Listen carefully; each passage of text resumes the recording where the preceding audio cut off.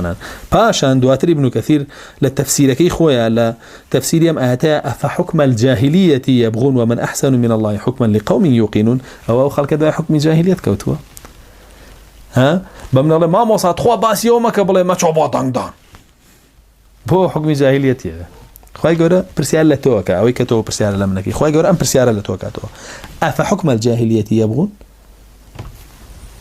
ها حكم الجاهلية تانوي خواتان ناوي راتيا كانوا علينا نشين أو حكم الجاهلية هلا بجيرين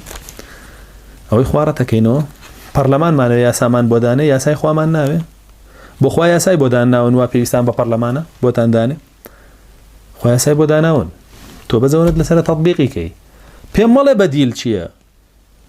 يا ساك دان راوة خوا دايناوة بديل وي خوا توازلينا وشي بو بديلي كبديل كي كفرة بيم ولا بديل شيء بقرر بوصلك بديل ويا وروب من قرآن يا سابي دي هموتان لروجي داغدان كشونه چن پنجتان مركب كان ما چنه روجه پنج مركب كان بچنه بردام او بنكاني كراوتو بو داغدان بلاني يا ساي خوا مانوي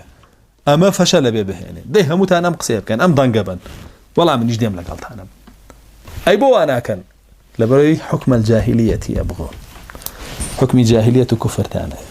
ومن احسن من الله حكما لقوم يوقنون او كساني يقينيان بخواها به خوا برازدانين دينكي بخوادانين الين هيج كسي هيج دسته هيج كومالا كسي هيج جروبه هيج حزبه لخواز باشتر ناتواني حكم قانون يا ساداني بو بهيج شويه مدوايا وانا ناكي بهيج شويه لقاليان نابين بهيج شويه بشغيريان ناكين برلمان چيت بوكا يا ساد بوداناني يدا كتو چوي وتبا يا سان بوداني وكوا بلاي خوا يا ساي بوداناناو خواش بيداناي خوا بيداناوي ياس أفحكم الجاهلية يبغون أو بسيارة لتوها كم كتب من رأي تخواب يمان مالي مروبوه